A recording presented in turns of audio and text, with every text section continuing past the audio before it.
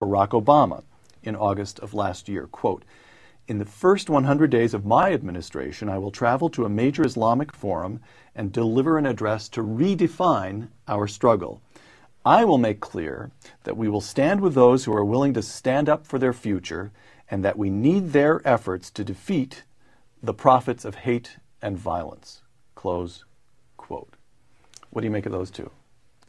I think Barack Obama has a lot more faith in verbal interactions than I would.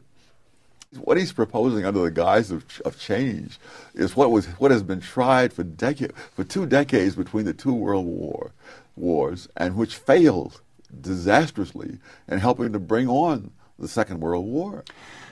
Barack Obama's plan for defense spending as of last year, I'm quoting his speech, "I'll stop spending $9 billion a month in Iraq. I will cut tens of billions in wasteful spending. I will cut investments in unproven missile defense systems. I will not weaponize space. I will slow our development of future combat systems, and I will institute an independent defense priorities board to avoid unnecessary spending." Close quote. Well, that's straight out of the 30s. There were people who were saying Britain should not. The British Labour Party in the early to mid-30s voted consistently against defense spending, and they argued that our security does not depend on armaments, but on disarmaments.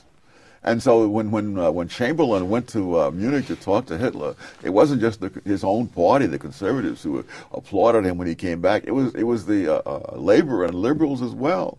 He was probably the most lionized man among Western leaders, perhaps, of the past century. You mentioned the, I think you would call it a naive view of world affairs, that he places a great deal of faith in rhetoric, the ability of rhetoric to solve global problems. This reminds you of the 1930s. It reminds you of Neville Chamberlain. I read you a quotation of the notion of spreading the wealth around, and again you said that's perfectly pure socialist doctrine from the 1930s. Would you argue that this man is the most left-wing, or the purest embrace of the unconstrained vision that we've seen in American politics since when? Since the New Deal? Since the Great Society? In American politics. Really? Yes. Yes. I mean, even FDR, pulled back on some things. But Obama really, he does have the unconstrained vision, which is really an elitist vision. It says, I know what is the best to be done, and I will do it. When he says, I will change the world, you realize this is a man who has actually accomplished nothing other than advancing his career through rhetoric. And it reminds me of a sophomore in college, who thinks that he can run the world because he's never had to run anything. And you can believe that only until you have personal responsibility for consequences, and that's when it gives you a little bit of humility. Why don't the American people see through that? Isn't that the fundamental bet that the founders made, that that voters would see through? Ultimately, they'd see through nonsense. Yes, but that was before nonsense became a large part of the curriculum of our educational institutions. I was talking about this with a colleague of ours the other day, Tom McCurdy, who's an economist here at the Hoover Institution, and Tom said, well, remember what happened when Bill Clinton became president. His point is the American people are about to get an extreme illustration of the way government intervention messes things up. Bill Clinton offered only a mild illustration, and yet even under Bill Clinton, it was only 2 years before there was enough of a backlash response that Republicans took both houses of Congress away, and the man was boxed in from that point forward. That's a pretty optimistic reading of what might happen. In fact, very it's about optimistic. Very optimistic. Yes, because there is such a thing as a point of no return, and if in those first 2 years Iran gets nuclear weapons, we will be at that point of no return, and the next generation will live under that same threat and as far out as the eye can see. And so sometimes people who are very clever say it's just as well to let these guys get in there and discredit themselves. Right. Then we'll win on the backlash. People said that when Hitler was arising in Germany, and many of those people who said that died in the concentration camps. Which is a smaller tragedy than a nation dying, in a sense. Before the primaries had ended, you wrote, Hillary Clinton versus John McCain. I wouldn't know whether to vote Libertarian or move to Australia.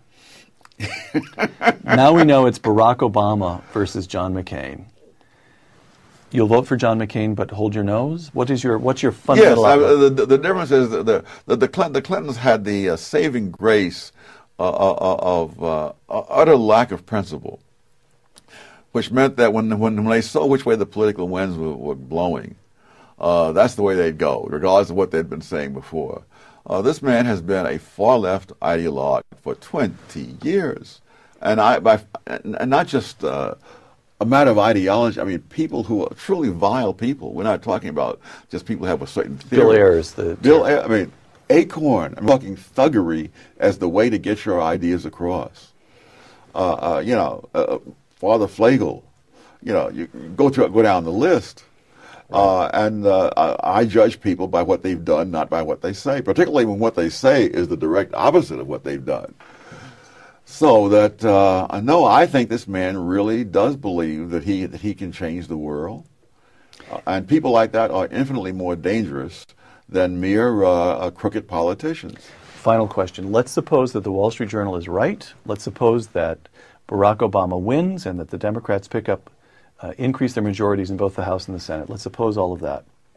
What would be your advice to young people dedicated to free markets, individual liberty, and broadly speaking to the constrained vision that you write about in A Conflict of Visions?